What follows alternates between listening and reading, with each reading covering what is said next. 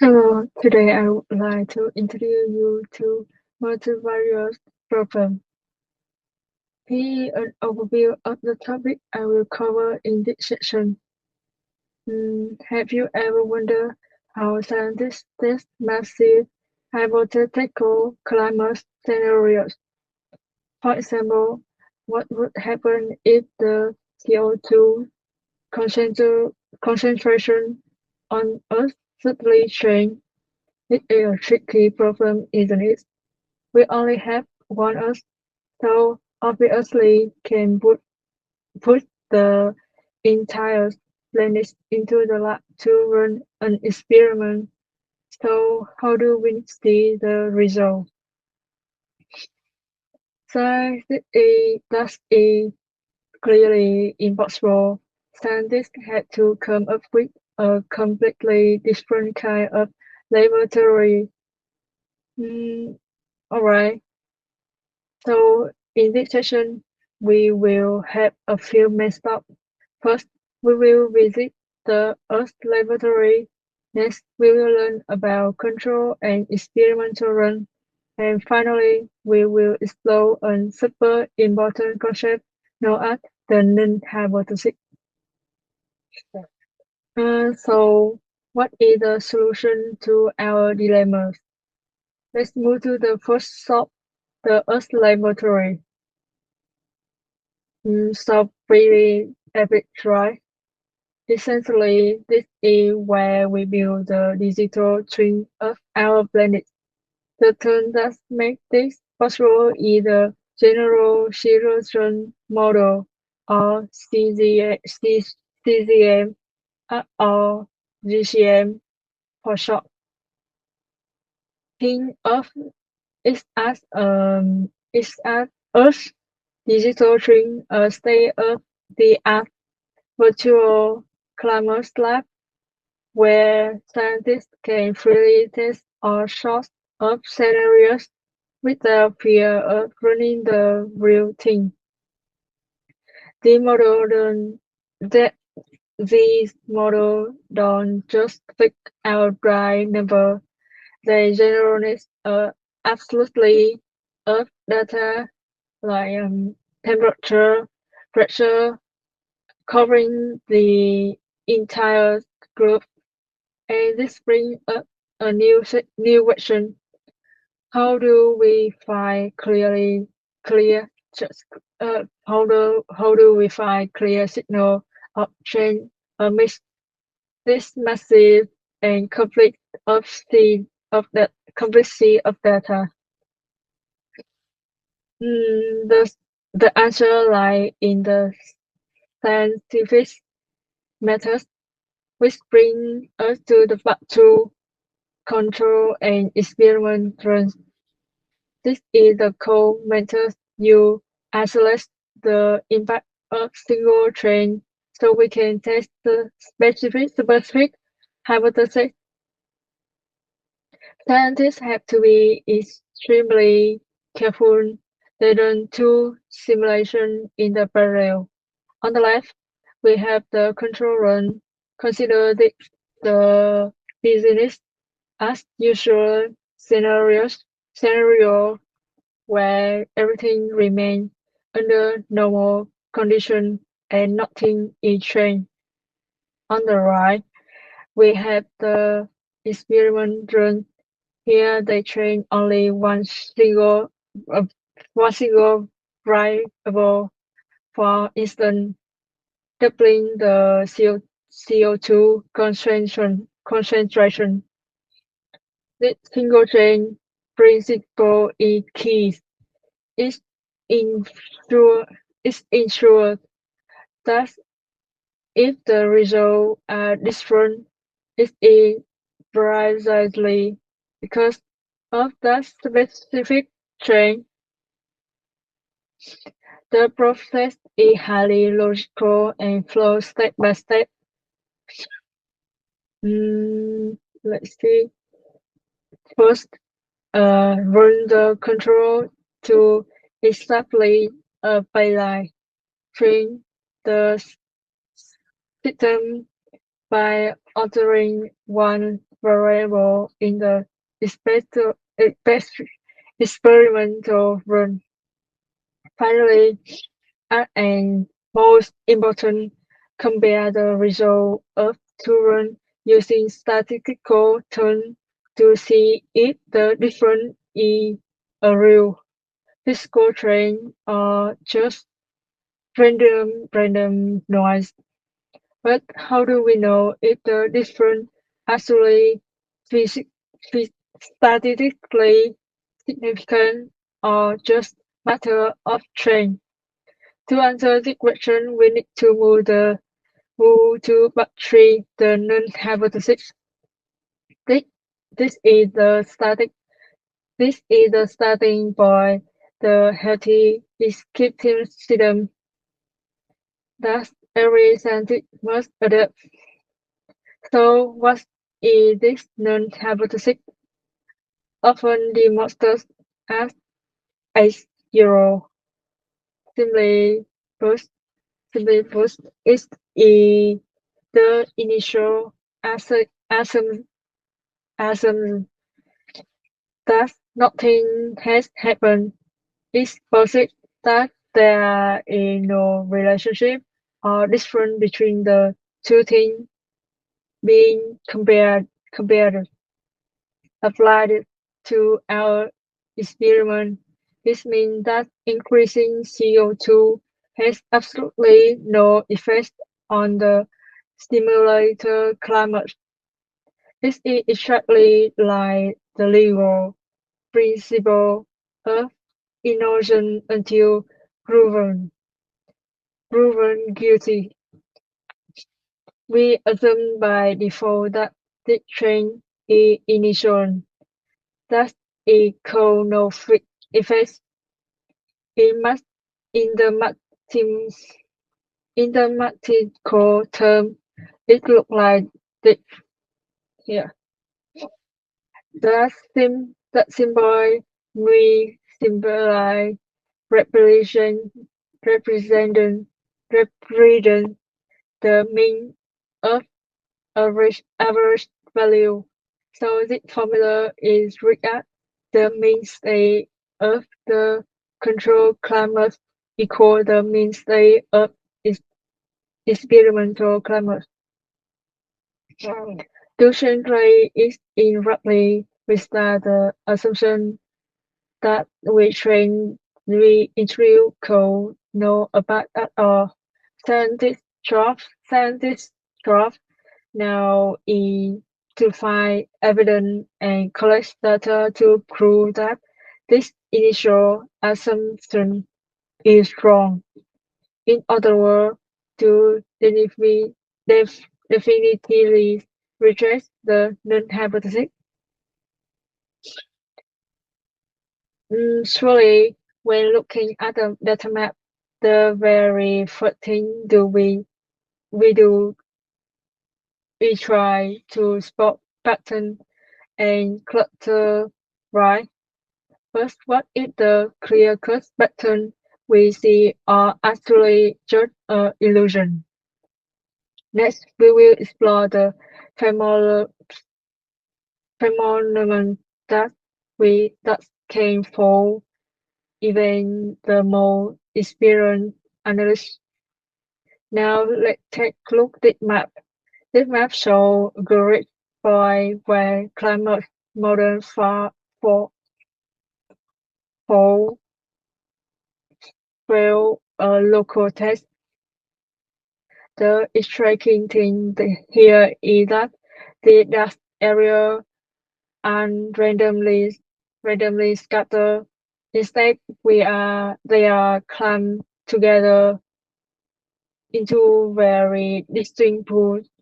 So the question is, why does it happen? And here is the biggest paradox. Paradox. Oh wait for me a minute. Here. And here is the biggest paradox. If we assume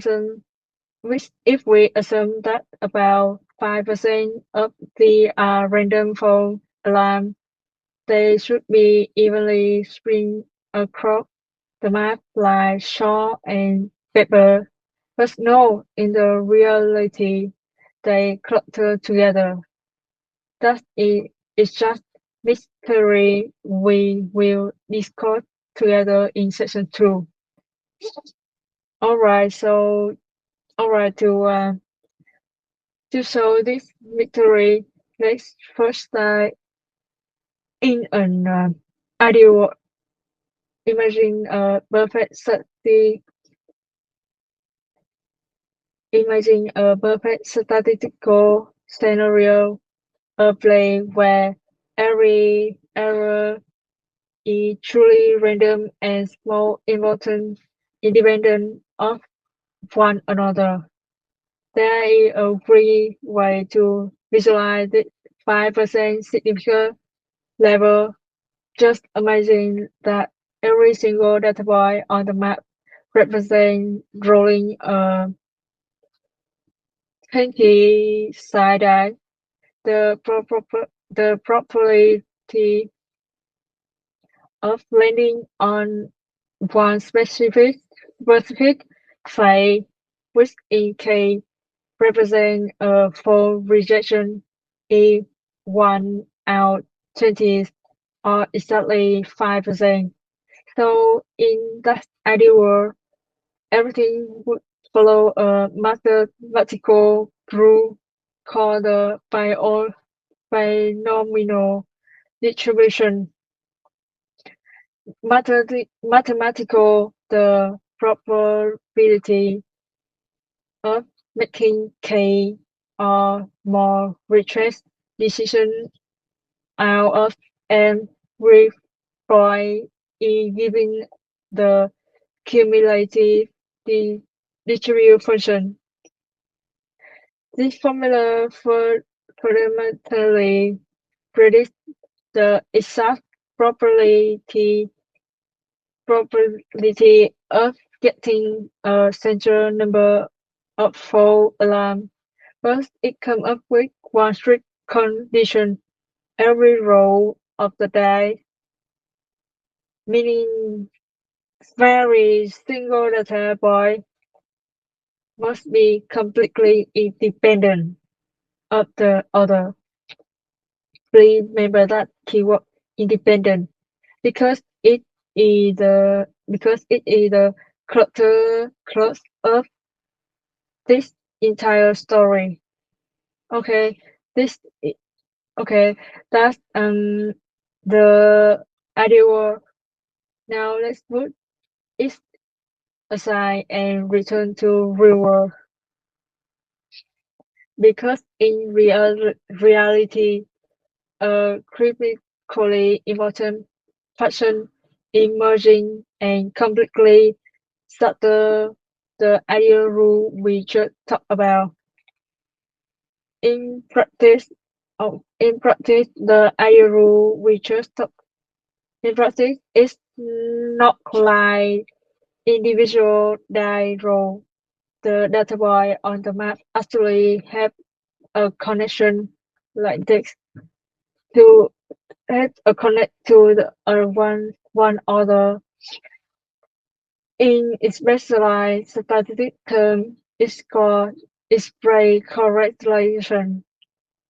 To make it easy to understand, the weather in one location is intimately linked to the weather just a few kilometers away. Obviously, they are independent as all. So there is a this is where the fundamental difference lies. In our ideal model, we assume each point is an independent event with no relation to the other, but in reality, meteorological fields are surprisingly correlated, so that's why influence each other. And it is surprisingly this correlation that is the culprit behind the cluster we see. So how does this stick- sticky stickiness explain our mysterious map from the beginning? There are arrow cluster and a sign that model has a severe problem in that specific region. Rather, they are the inevitable consequence of spatial correlation, meaning when one's random boy triggers a false alarm, its neighboring boy tend to be the rupture, al- the rupture alone and trigger alarm too. So just like that, it creates an entire pool of four alarms instead of just a single isolated point. And even more fascinating is that this has been proven by the data. So exchange, exchanges right. Uh, sorry. Even though we see these alarm-looking error cluster, we average over many independent simulation, the overall fault rate is only 5.2%. This number is very close to nominal 5%. Rather, rate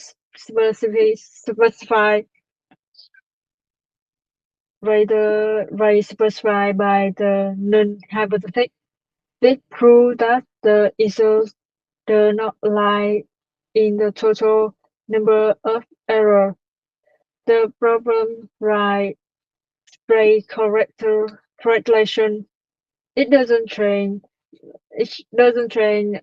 average number of errors, but it the dramatically spread the variability.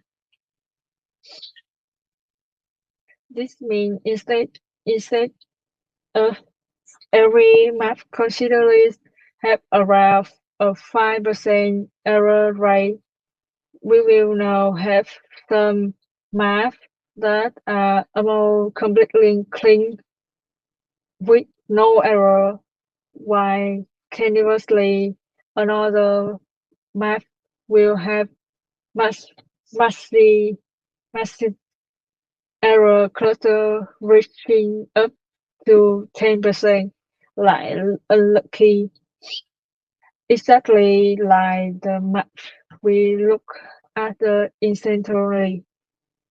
And this is exactly what we call cluttering illusion. So after all this analysis, the viral lesson we take away is never look never just look at the surface and count the significant dot on the map. We must think deeper to understand the underlies spatial covariance structure hidden beneath the data, because otherwise we can easily be fooled by cluttering illusion like that. Like it. Move to the next part. As we know, comparing to number is easy, but what if we need to compare two things that are far more complex, like two climbers map with 10,000 of data points? The changes here is how to be absolutely sure that the difference we are seeing is real and not just random ripple of noise and if ripple noise in an ocean of data. So the answer is, how can we confidently conclude that entire map had surely changed in a significant way? To solve this problem, there is an initial proof that sounds very logical and intuitive. First, it's very simply a trap that can lead us to completely false conclusions. This method, called the local test, the idea is that we go by point across the map, and as grid by we perform a small statistical test to see if there is a difference. We do it for entire map, and then we just count how many points show a significant trend, and this is exactly where the trap springs. The fatal flaw of this method lies in an implicit assumption. It assumes that the data points are completely independent of each other. But in the real world, this is almost never true. The reason, as I mentioned in the previous session, is that nearby points are linked to each other. So when one point triggers an alarm, it's highly likely that its neighboring point will also trigger alarm, and so this method create an illusion of widespread strength when in reality it could all just be noise. So simple approach fail.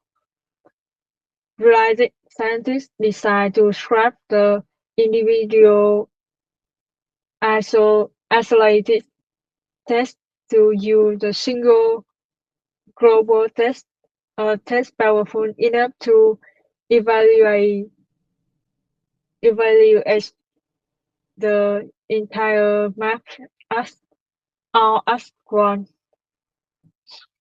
This is where we explore a very powerful set of statistical tools called multivariate methods. They are a technical of analyzing a entire data field in just a single goal. First, we must mention the hoteling dish where that essentially is an upgrade version of familiar t-test. First, instead instead of comparing the means of two numbers, we measure the distance between the mean vector of two complete data fields. It treats the entire map as a single entity. Next, we have another incredibly smart method called the population test. The population test. The idea of here is that the computer takes the data from two maps and shuffle them together thousands or even tens of thousands of times to create a random fake map. Then it compares the different found in the real map with those thousands of fake maps. By doing this, we can figure out if our results is truly special or it's just something that could easily happen by chance. It's my seems like we have the perfect solution with the multivirus tool, but no. Another major challenge arises: a strategic and practical problem, often known as the cost of dimensionality. Cost of dimensionality. Uh, sorry, is cost of dimensionality. The cost of this cost is that the number of dimensions increase noise can completely overwhelm the signal we can try to find.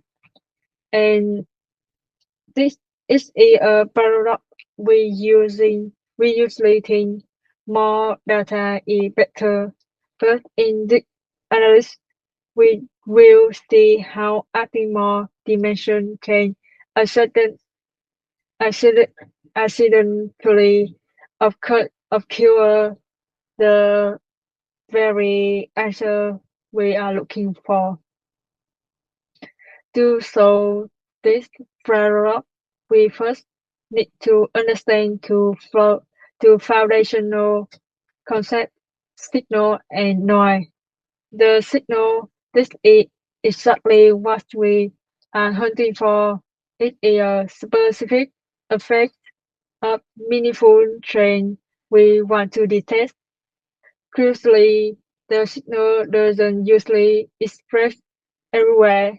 It is typically realized in a low-dimensional substrate spanned by just a few key components. Think of it like a focus layer being rather than a light bulb illuminating an entire room. The noise is that contrast. Noise is everything else. Both the signal and non-signal space contain variation due to random fluctuation, which one serves to blur the true signal. Technically speaking, the signal is confined to a specific signal space, while noise fills up all the remaining dimensions.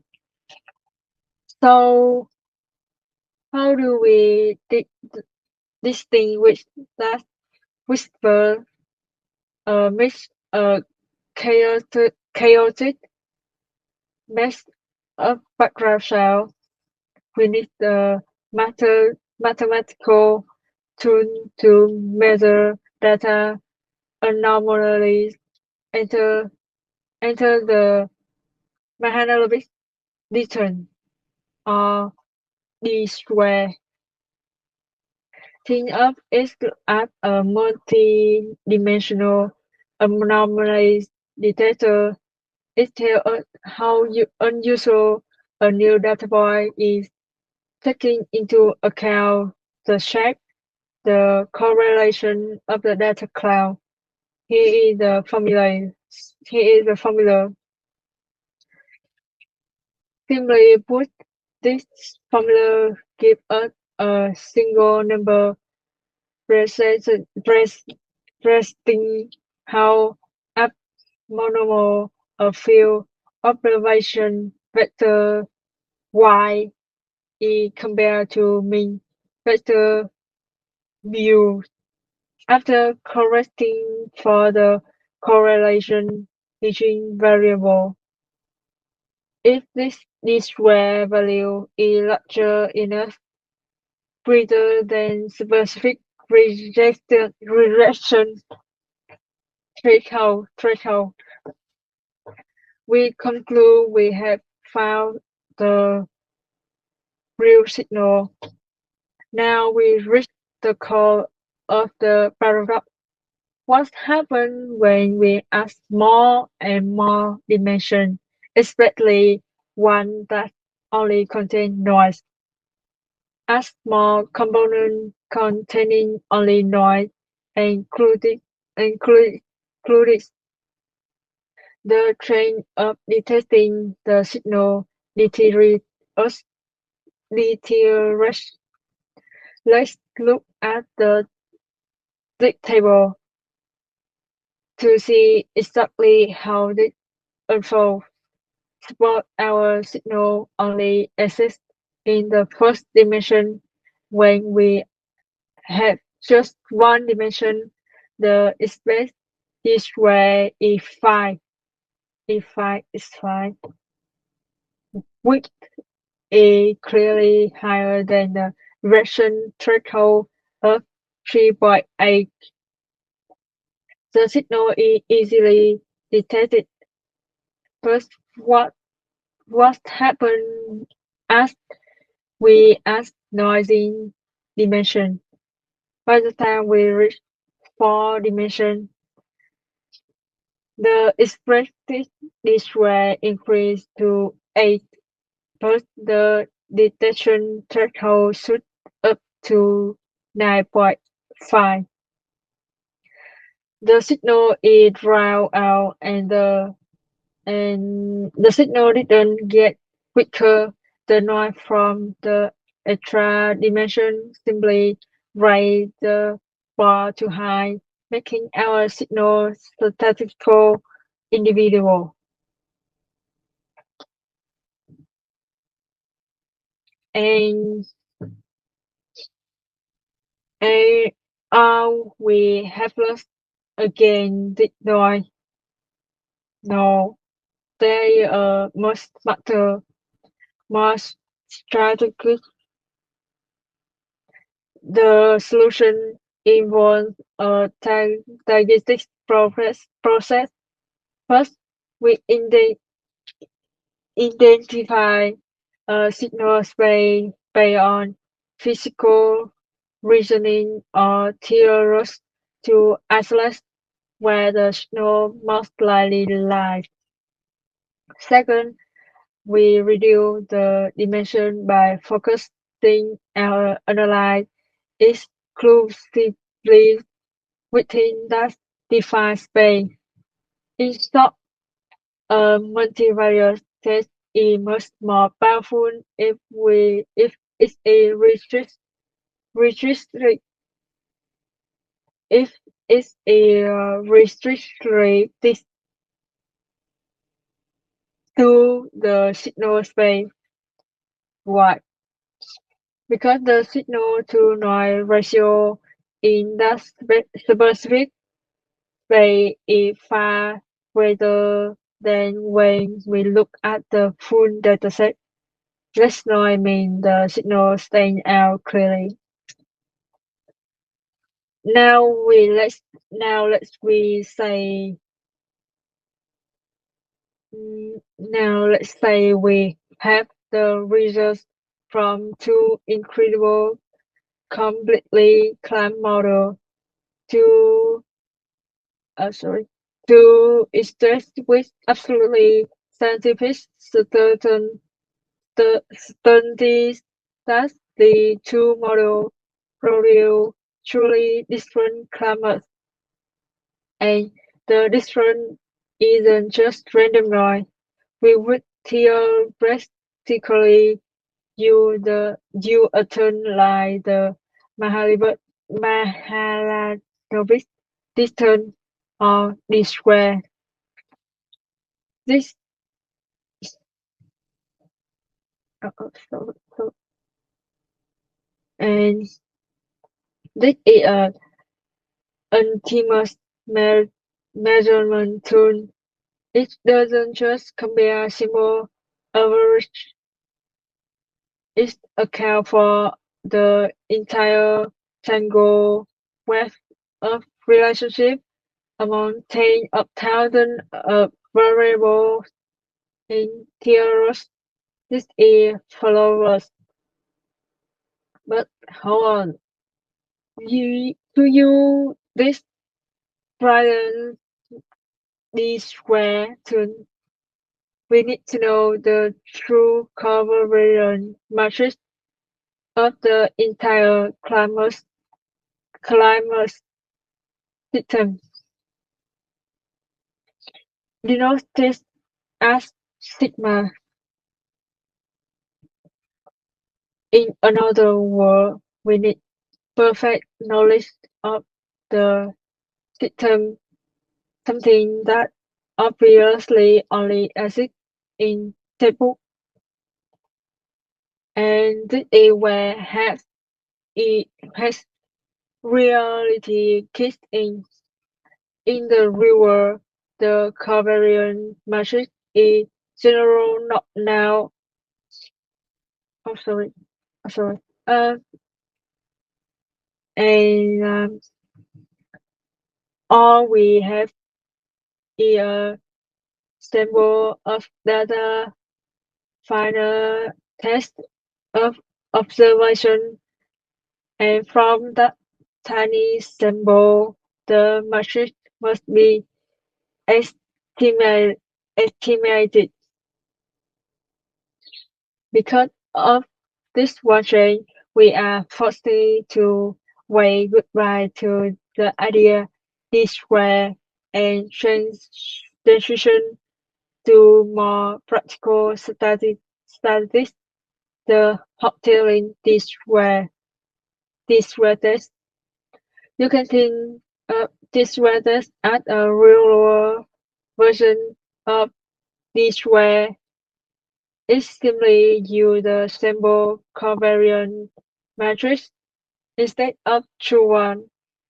Theoretically, this is a necessary step, but it leads us right into the massive problem, the cost of dimensionality.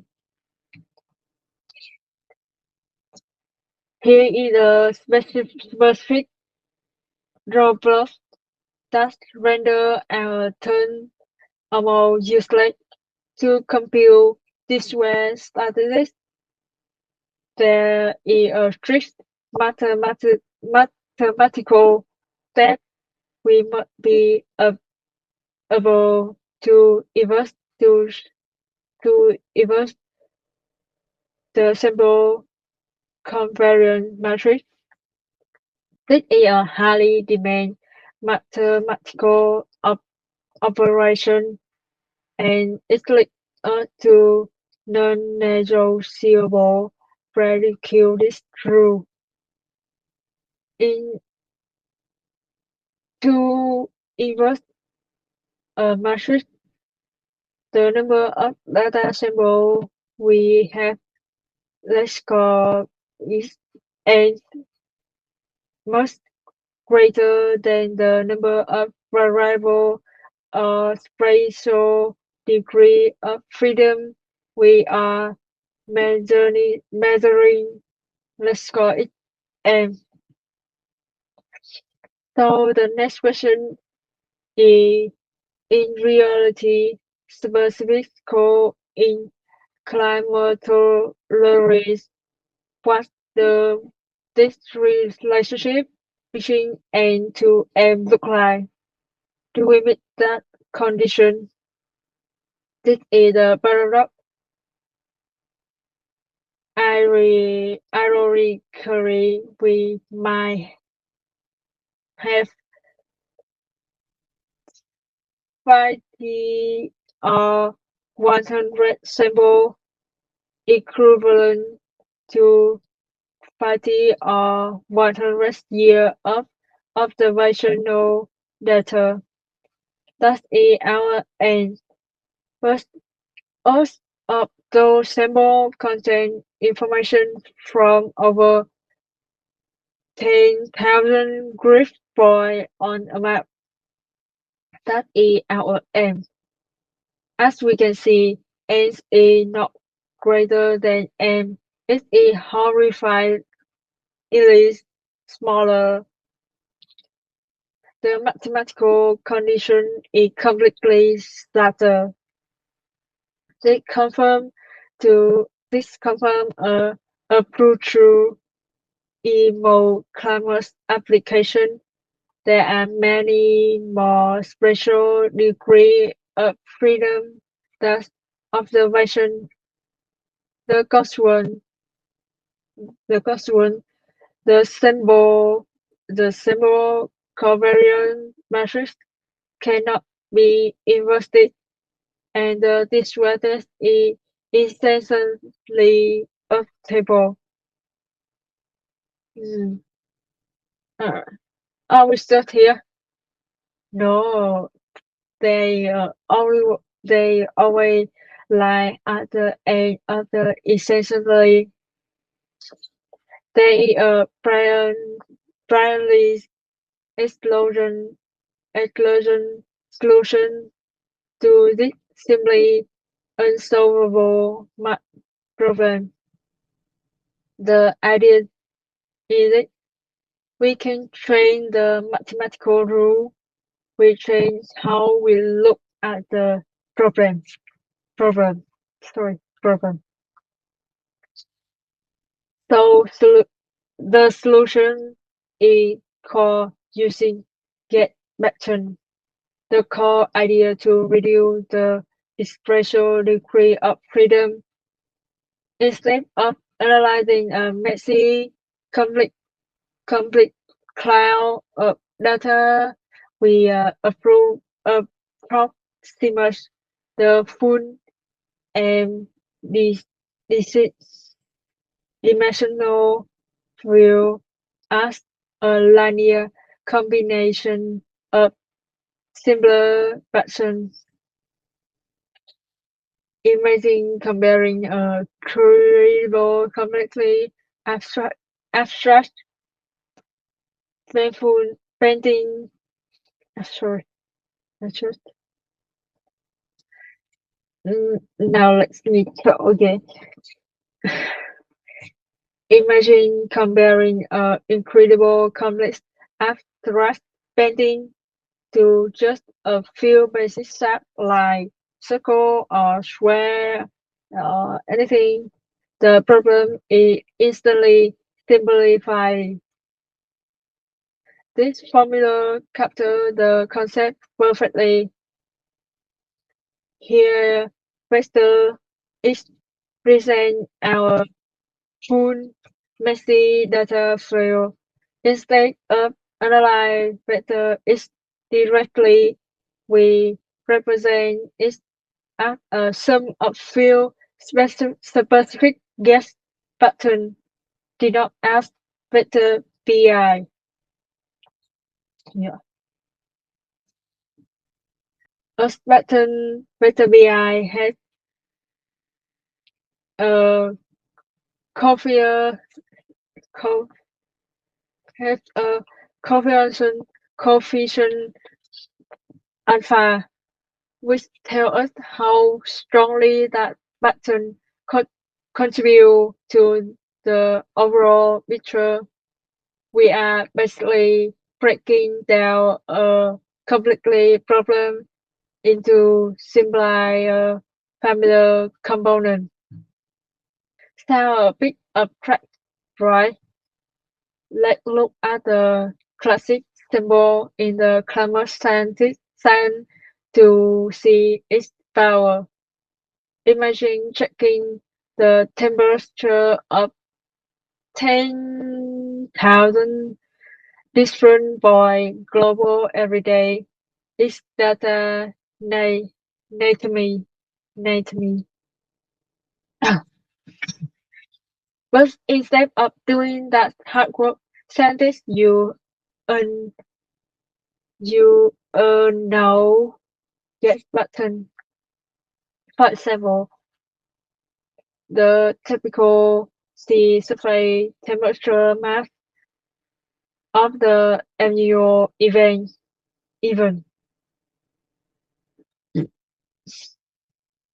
because they know what annual look like. They use that set as a elastic, and here is the magic. Instead of analyze 100,000 one uh, 10 hundreds, 10,000, 10,000 complex variables, we now only need to find a single number, the coefficient alpha. It tells us exactly how much the current condition re- resembles MU. It's an unbelievable simplification. So where do scientists get pattern? How do they know which shape to look for? There are two main sources. There are three main sources. Sorry, three. Empiric, empirical extraction. They can derive they can derive pattern now to use efficient approximation directly from the analyzed data, such as empirical orthogonal uh, function (EOFs). Secondly, it problem related for borrowing. Sorry, sorry. Problem related borrowing. They can use pattern that is not from similar observation or similar independent CCM experiment. And physical principle, we can they can build physical by pattern derived by means of simplified theory appropriate to the hypothesis being tested. As approved has its own unique strength. Hmm, After all of the what the ultimate benefit, why is this focus so critical? The answer lies in signal to noise ratio. By restricting our search to a subsequent space finished by the button, we dramatically increase the likelihood of signal detection. Instead of fumbling in the dark, scientists are saying the flashlight is exactly where they suspect the treasure is hidden. This makes our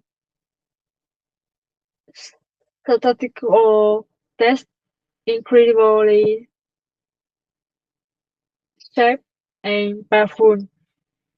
It allows scientists to make discoveries that previously seemed possible, reveal, revealing subtle, in, subtle signals that we were entirely right out by noise.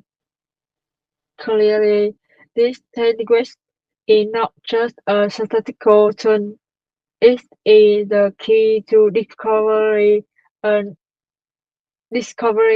any complex field, from finance to medicine to climate science.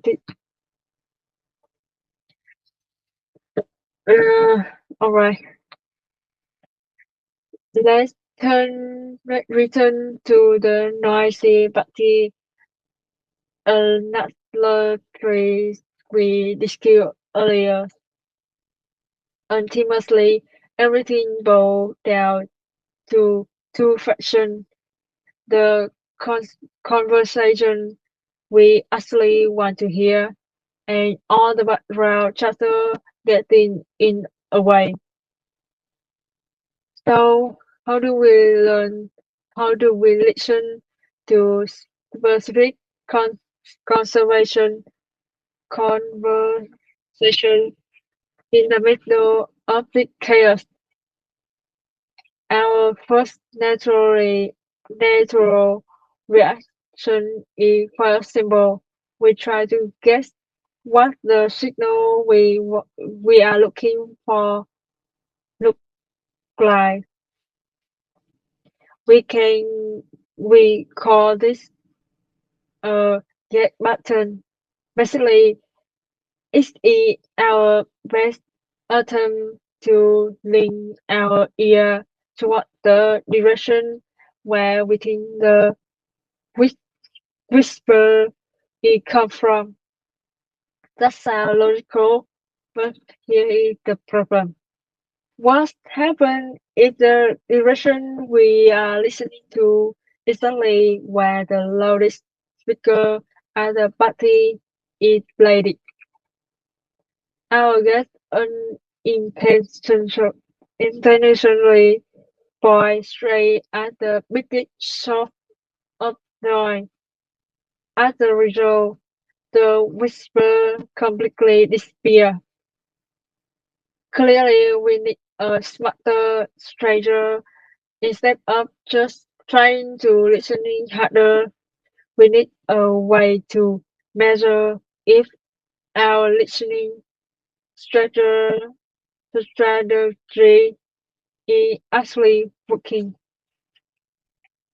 This is where the crucially important concept come in: the signal to noise ratio. Let's call this ratio is error. It tells exactly how clear our signal is compared to surrounding chaos. Our goal is to make this value of error as high as possible. The idea behind the formula is actually very straightforward. The new the new the numerator in this expression re- represent the strength of the anticip- anticipation of anticipated signal. The denom- dem- sorry, let's read. The denominator represents the variance of the noise, and here is the explode of genius. Most people would only focus on trying to make signal louder, but the truly revolutionary state strategy is to make noise smaller. The goal to maximize this radio ratio by minimizing the demon dem, demo, sorry, the denominator. It's not about something louder. It's about finding a a quieter corner, corner to have the conversation.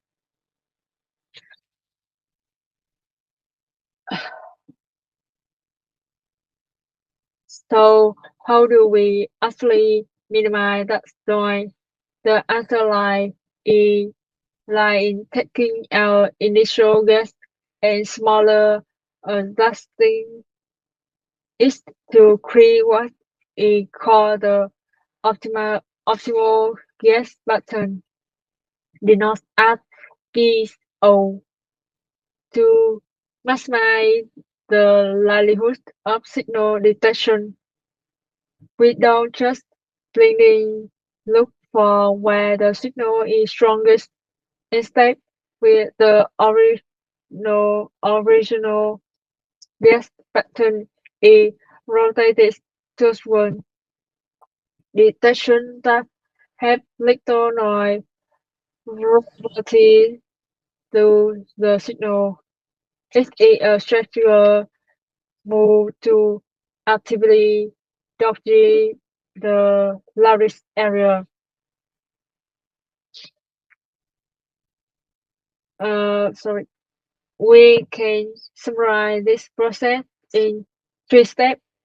First, we map out the noise, identify exactly where the loud and quiet zones are. Second, by on that map, we design a custom pair to custom pair of noise cancelling headphones. And finally, we apply the headphone to our initial guess. The result is a finely tuned detector that knows exactly how to ignore the noise and lock onto the signal. Mathematically, the entire cost idea is encapsulated in this formula. Uh, Instantly, it allows us to pick our full observed response into response vector these into two distinct parts, one part that align with our get pattern and the rest that doesn't. Let's break this down further. The parallel component is this is like processing our data directly onto our problem-specific guess pattern. It answers the question, how much does your data look like what you expected? This represents the signal space, the low-dimensional area where the signal-to-noise ratio is at its highest. And another, the perpendicular component. This is everything else. There are the variations that our specific prediction cannot explain. That is using problem-independent pattern. It could just be noise, or it could be an unexpected signal that we didn't anticipate. anticipate. Now with the theoretical variation, we can build an incredibly powerful and structured testing processor. Let's see how it works in practice. This process is highly logical and with clearly order of priority. Thank you all for listening.